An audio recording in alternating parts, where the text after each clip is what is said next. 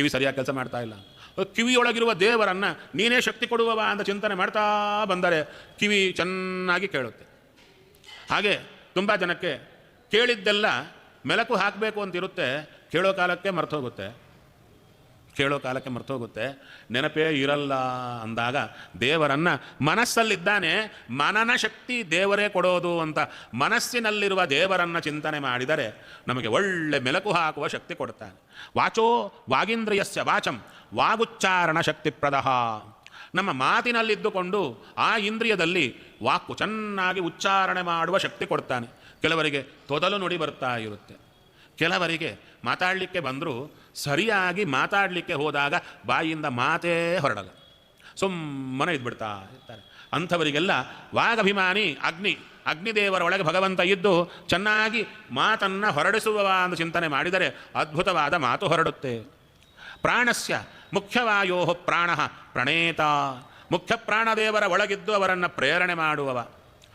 ಚಕ್ಷುಷಶ್ಚಕ್ಷು ಒಂದೊಂದಕ್ಕೆ ಹೇಳ್ತಾರೆ.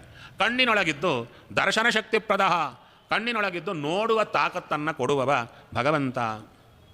ಶ್ರೋತ್ರಾದೇಹ ನಿಯಂತ ಯಸ್ತ್ವಯಾ ಪೃಷ್ಟ ಸಹ ಇತಿ ಅನವೇತಿ.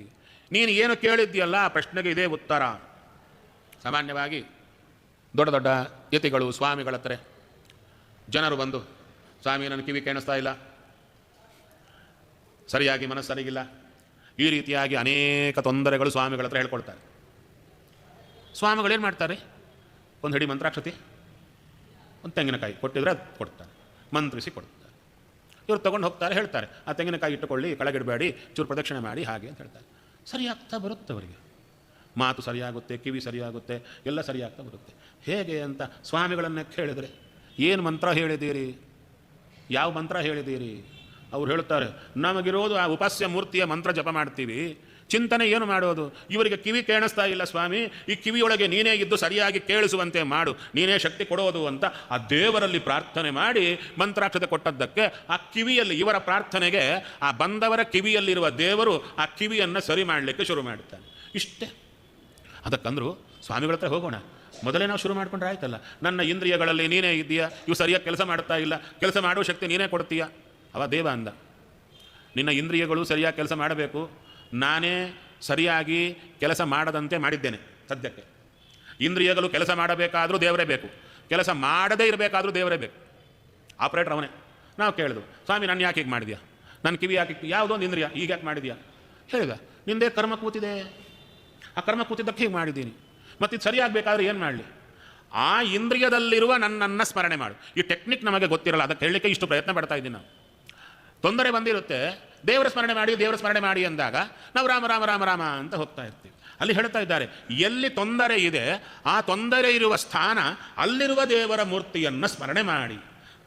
ಕಿವಿಯಲ್ಲಿ ತೊಂದರೆ ಇದ್ದರೆ ಕಾಲಲ್ಲಿರುವ ದೇವರ ಚಿಂತನೆ ಮಾಡಬೇಡ, ಕಿವಿಯಲ್ಲೇ ಭಗವಂತ ಇದ್ದಾನೆ. ಅಲ್ಲ, ಒಬ್ಬನೇ ಭಗವಂತ ಅಲ್ವ ಎಲ್ಲ ಕಡೆ? ಇಲ್ಲ, ಎಲ್ಲ ಕಡೆ ಒಬ್ಬನೇ, ಆದರೂ ಬೇರೆ ಬೇರೆ ರೂಪಗಳಿಂದಿದ್ದಾನೆ. ಆ ರೂಪವನ್ನು ಚಿಂತನೆ ಮಾಡಿದರೆ ಆ ಇಂದ್ರಿಯಕ್ಕೆ ಶಕ್ತಿಯನ್ನು ಕೊಡ್ತಾನೆ. ಈ ಥರ ಆಯಾ ಇಂದ್ರಿಯಗಳಲ್ಲಿರುವ ಭಗವಂತನನ್ನು ಇಂಥ ಶಕ್ತಿಪ್ರದ ನೀನು ಅಂತ ನಾವು ಚಿಂತನೆ ಮಾಡೋದೇ ಶುರು ಮಾಡಿದರೆ ಸರಿ. ಇದಕ್ಕೆ ರಾಘವೇಂದ್ರ ಸ್ವಾಮಿಗಳು ಹೇಳ್ತಾರೆ. ಹಾಗಾದರೆ ಇಲ್ಲಿ ಹೇಳಿದ ಮಂತ್ರದಲ್ಲಿ ಬಂದದ್ದು, ಆಯಾ ಇಂದ್ರಿಯಗಳಿಲ್ದು ಆಯಾ ಇಂದ್ರಿಯಗಳಿಗೆ ಶಕ್ತಿ ಕೊಡುವುದು ದೇವರೇ ಅಂತ ಚಿಂತನೆ ಮಾಡಿದ್ದಕ್ಕೆ ಏನು ಫಲ? ಆಯಾ ಇಂದ್ರಿಯಗಳ ತೊಂದರೆಗಳು ಪರಿಹಾರ ಆಗುತ್ತೆ. ಅದೇ ಫಲ ಅಂದರೆ ಅದು ಅವಾಂತರ ಫಲ ಅಂದರು. ಅಂದರೆ ಸೆಕೆಂಡರಿ ಬೈ ಪ್ರಾಡಕ್ಟ್. ಅದು ಮೈನ್ ಫಲ ಯಾವುದು ಅಂದರೆ ಆಯಾ ಇಂದ್ರಿಯಗಳಲ್ಲಿರುವ ಭಗವಂತನ ದರ್ಶನ ಆಗುತ್ತೆ.